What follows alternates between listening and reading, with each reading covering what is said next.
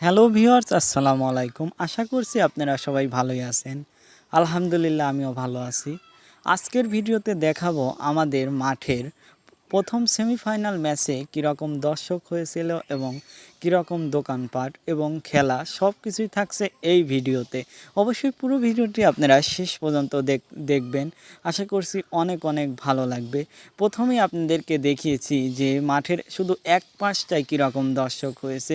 এপাশে রোডের পাশে কিন্তু গাড়ির উপর দিয়ে বসে এবং দাঁড়িয়ে মানুষ খেলা দেখতেছে। রোডের এই পাশটায় হচ্ছে বিভিন্ন ধরনের দোকান উঠেছে, যেটা খেলা হয় মাঠে কিন্তু মেলা হয় বাইরে। দেখতে পাচ্ছেন মানুষগুলো দাঁড়িয়ে দাঁড়িয়ে খেলা উপভোগ করছে এবং ফিল্ডের এক কিনারে অনেক জায়গা আছে, সেখানে কিন্তু একদম ভরাট হয়ে গেছে মানুষে। তো দেখতে পাচ্ছেন যে এপাশে কিন্তু আখের রস বিক্রি করা হচ্ছে। এখন তো গরমের সিজন, তো আখের রসটা অনেক মানুষেরই পছন্দ, সেজন্য অনেকেই কিনে খাচ্ছে। তো এপাশে দেখতে পাচ্ছেন যে চিংড়ির চপ থেকে শুরু করে ডিম, মাংসের চপ বিক্রি করা হচ্ছে।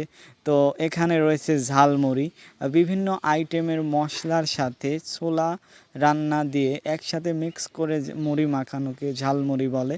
তো এপাশে রয়েছে লেবুর শরবত, যা আপনার গরমে অনেক প্রশান্তি এনে দেয়। এবং আমি মাঠের ভিতরটা একটু ভিডিও করে আপনাদেরকে দেখিয়েছি। দেখুন কী রকম জনতার ভিড় চারদিকে।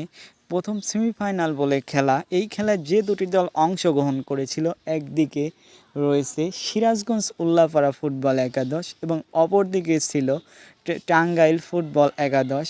খেলার ফলাফল বলে দিচ্ছি। টাঙ্গাইল ৩-০ গোলে জয়ী হয়েছিল। খেলার যে অবস্থা, তো মানুষ শেষ পর্যন্ত এই এত গোল দেওয়া দেখে মানুষ চলে গিয়েছিল, কারণ দুর্দান্ত দুই প্রতিপক্ষ শক্তিশালী না হলে ফুটবল খেলা তেমন জমে না। একের পর এক গোল খেয়ে একদম অকেজো হয়ে গিয়েছিল সিরাজগঞ্জ উল্লাপাড়া ফুটবল একাদশ।